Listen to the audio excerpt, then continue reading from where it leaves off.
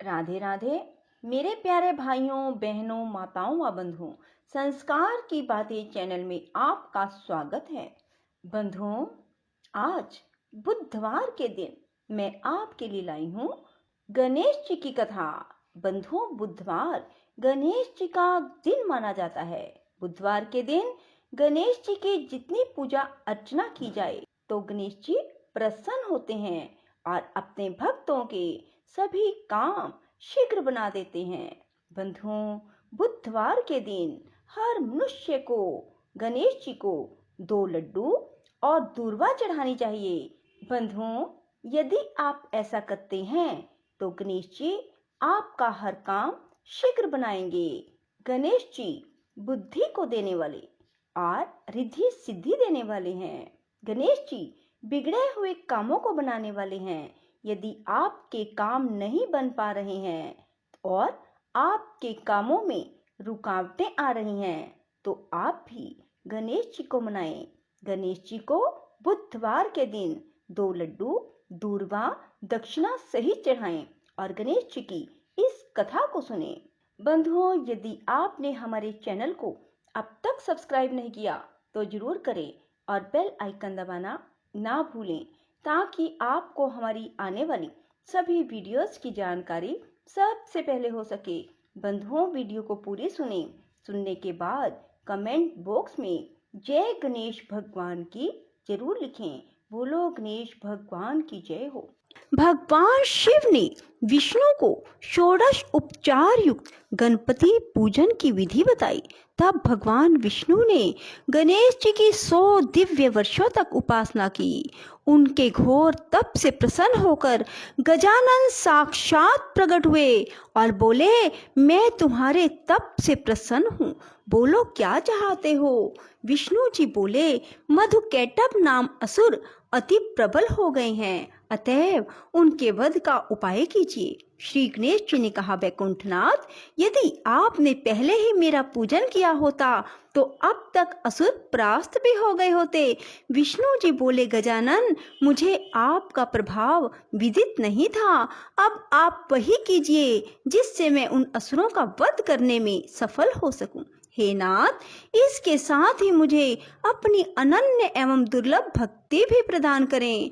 भगवान विष्णु की प्रार्थना सुनकर गजानन ने कहा, ऐसा ही होगा रमानाथ, आपके हाथ उन असुरों का अति शीघ्र वध होगा। इससे चतुरानन का भय भी दूर हो जाएगा और आपको महान यश की प्राप्ति होगी। हे विष्णु, अब आपके कार्य में कोई विघ्न नहीं आएगा। वर देकर भगवान गजानन अंतर ध्यान हो गए और भगवान विष्णु वहां से लौटकर अपने स्थान पर पहुंचे, जहां उन्होंने दोनों असुरों को युद्ध के लिए तैयार देखा।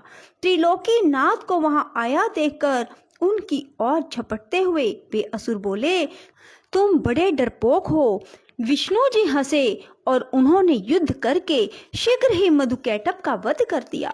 जहां उन्होंने भगवान गजानन की आराधना की थी वह स्थान सिद्ध क्षेत्र के नाम से प्रसिद्ध हो गया। श्री सूत जी बोले, हे ऋषियों, महर्षि भृगु ने सोमकांत को गणेश चरित्र का वर्णन करते हुए राजा भीम का वृतांत भी बताया। वे बोले, राजन, भीम कौंडिन्यपुर का राजा था। उसकी पतिव्रता पत्नी का नाम चारुहासिनी था। उसका दाम्पत्य जीवन सुख से व्यतीत हो रहा था, किंतु वृद्धा अवस्था की ओर अग्रसर होने पर भी संतान न होने का दुख उन्हें पीड़ित करता था। राजा ने राज्य अपने विश्वास पात्र अमात्य को सौंप दिया और स्वयं वन को चल दिया। वह वन में भ्रमण करता हुआ महर्षि विश्वामित्र के आश्रम में पहुंचा तो महर्षि ने उसकी ओर देखा और पूछा, तुम कौन हो और यहाँ किस उद्देश्य से आए हो। राजा बोला, प्रभो, विदर्भ देश का राजा हूँ। कौंडिन्यपुर मेरी राजधानी है। मेरा नाम भीम है। मेरी वृद्ध अवस्था आ पहुंची, लेकिन संतान सुख अभी तक प्राप्त नहीं हुआ, इसीलिए आपकी सेवा में उपस्थित हुआ हूँ। मैं नहीं जानता कि मुझ जैसे कर्तव्यनिष्ठ एवं धर्मज्ञ व्यक्ति को भी इस दुर्भाग्य की प्राप्ति क्यों हुई। महर्षि ने कहा, राजन, पूर्व जन्म में तुमने भगवान गजानन का अपमान किया था। फलस्वरूप इस जन्म में निसंतान हो। यदि उन्हें प्रसन्न कर लो तो तुम्हें अब भी संतान सुख से वंचित नहीं रहना पड़ेगा। राजा ने पूर्व जन्म के वृतांत की जिज्ञासा व्यक्त की तो महर्षि विश्वामित्र बोले, महाराज, तुम्हारे कुल में बहुत पहले भीम नाम का एक अन्य प्रतापी राजा हुआ था। उसकी पत्नी सुंदर और पतिव्रता थी। उससे राजा को एक पुत्र की प्राप्ति हुई जो गूंगा, बहरा और विकलांग था। उसके शरीर से दुर्गंध आती थी। माता पिता ने उसका नाम दक्ष रखा। अनेक प्रयासों के बाद भी उस बालक की मूकता और बधिरता व विकलांगता दूर नहीं हुई। हे राजन, किसी ने राजा को परामर्श दिया कि यदि बालक अपनी माता के साथ तीर्थाटन करे तो संभव है कि इसके रोग दूर हो जाएं। परामर्श अनुसार राजा के आदेश से रानी अपने पुत्र को लेकर तीर्थाटन को चल पड़ी। मार्ग में चोरों ने उसे लूट लिया, यहाँ तक कि उसके पास जीवन यापन के लिए भी धन नहीं रहा। तब उसने एक शिव मंदिर में शरण ली और बालक को वहीं छोड़कर भिक्षा मांगने हेतु एक गांव में गई। पीछे से उस मंदिर में एक धर्मज्ञ ब्राह्मण आया। उसके शरीर के स्पर्श मात्र से वह बालक निरोगी हो गया। रानी शिवालय में लौटी तो अपने पुत्र को सुंदर और निरोगी देखकर बड़ी प्रसन्न हुई। उसने ब्राह्मण देवता का पता लगाया तो ज्ञात हुआ कि वह धर्मज्ञ ब्राह्मण गणेश जी का उपासक था। बाद में उसने रानी को भी गणेश जी की उपासना का उपदेश दिया। अब माता और पुत्र दोनों ने भगवान गजानन की उपासना की तो प्रसन्न होकर गणेश जी ने स्वप्न में कहा कि तुम मेरे परम भक्त महर्षि मुद्गल के पास जाओ। उनके उद्यम से तुम्हारे सभी अभिष्टों की पूर्ति होना संभव है।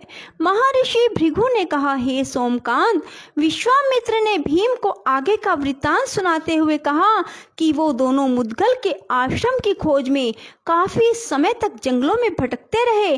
तब बाद में एक दिन उन्हें वह आश्रम मिला।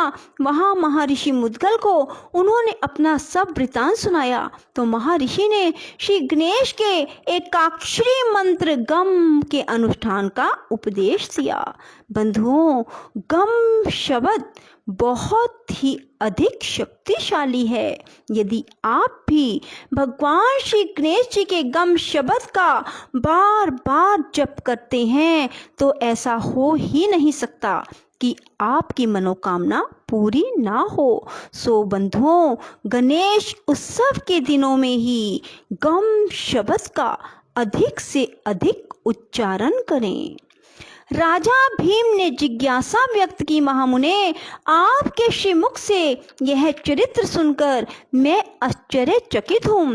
एक ब्राह्मण के शरीर का स्पर्श कर बहने वाली वायु के स्पर्श मात्र से यह बालक रोग रहित और सुंदर कैसे हो गया?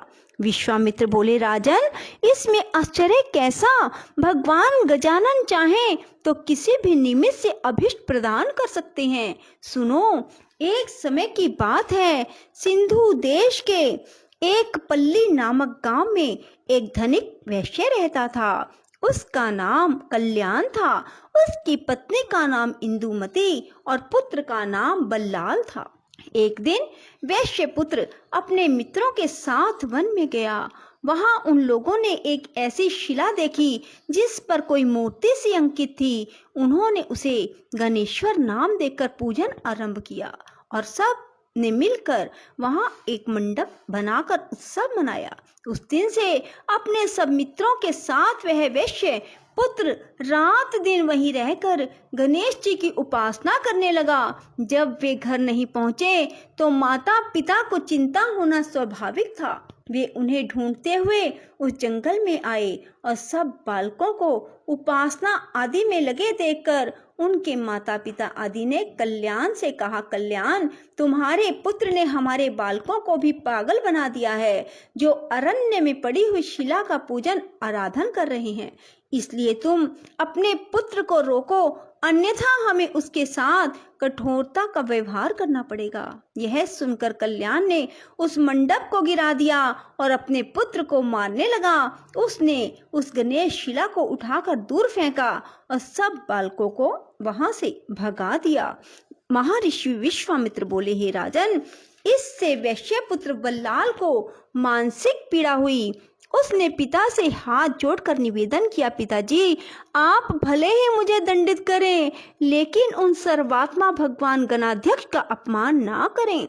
वे अपने भक्तों के सभी विघ्नों का हरण करने वाले व कल्याणकारी देव हैं। उनके समान अन्य कोई बड़ा देव नहीं है। वैश्य ने क्रोधावेश में कहा, मूर्ख, इस पत्थर को सर्वात्मा कहता है। देखूंगा तेरा गणाध्यक्ष तेरे विघ्नों को किस प्रकार दूर करता है। कल्याण अपने पुत्र को एक पेड़ से दृढ़ता पूर्वक बांधकर बोला, अब भी अपनी भूल स्वीकार कर ले और गणेश की भक्ति छोड़कर अपने कार्य में लग जा। किंतु पुत्र ने पिता की बात स्वीकार नहीं की। वह उसे गाली देता हुआ चला गया। बालक को अपने पिता की निष्ठुरता पर क्रोध आ गया और उसने पिता को शाप दे डाला, तुमने मुझे इस निर्जन वन में अकेला ही निर्दयता पूर्वक बांधकर छोड़ दिया है। फलस्वरूप तुम बहरे, गूंगे, अंधे और विकलांग होगे। काफी समय व्यतीत होने व वृक्ष से बंधा रहने के कारण बालक थक गया। रस्सी के बंधन उसके कोमल अंगों में चुभ गए। इससे अत्यंत पीड़ित होकर वह भगवान गजानन को पुकारने लगा और अंत में उनकी ओर से भी निराश हो गया। तो उसने आत्मघात करने का निश्चय किया। वह वृक्ष से ही सिर फोड़ने लगा। वह बालक पीड़ा और निराशा के कारण रोता हुआ बोला, विघ्नेश, आपके भगत पर ऐसा महान संकट है और आप सुनते ही नहीं। पता नहीं आप कहीं हैं भी या नहीं। यदि हैं तो फिर आते क्यों नहीं। तभी उसने देखा कि सामने से एक ब्राह्मण आ रहा है।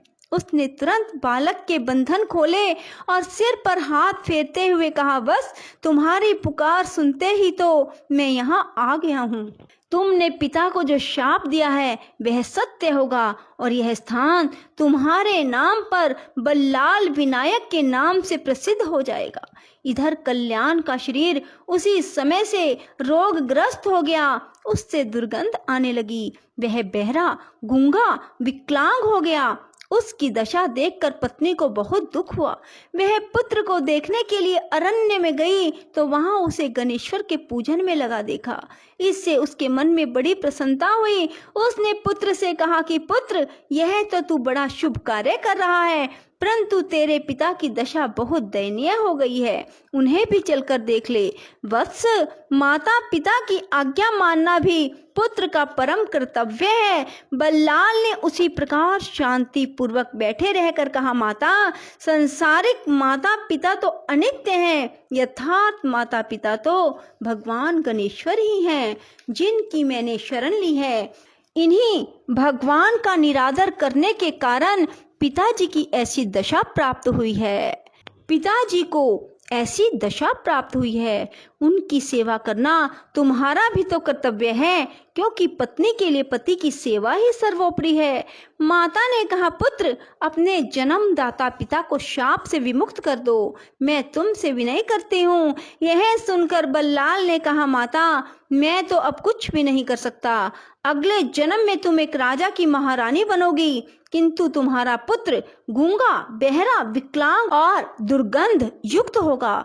उसके कारण तुम्हारा पति उस पुत्र के साथ तुम्हें भी घर से निकाल देगा। फिर एक शिवालय में एक गणपति भगत ब्राह्मण के स्पर्श से तुम्हारे दक्ष नामक पुत्र का शरीर निरोग और सुंदर हो जाएगा।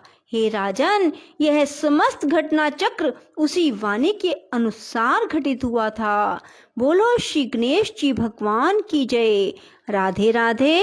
जय श्री कृष्णा। बंधुओं, यदि आपको हमारी वीडियो पसंद आए तो इसे लाइक करें और शेयर भी जरूर करें। धन्यवाद।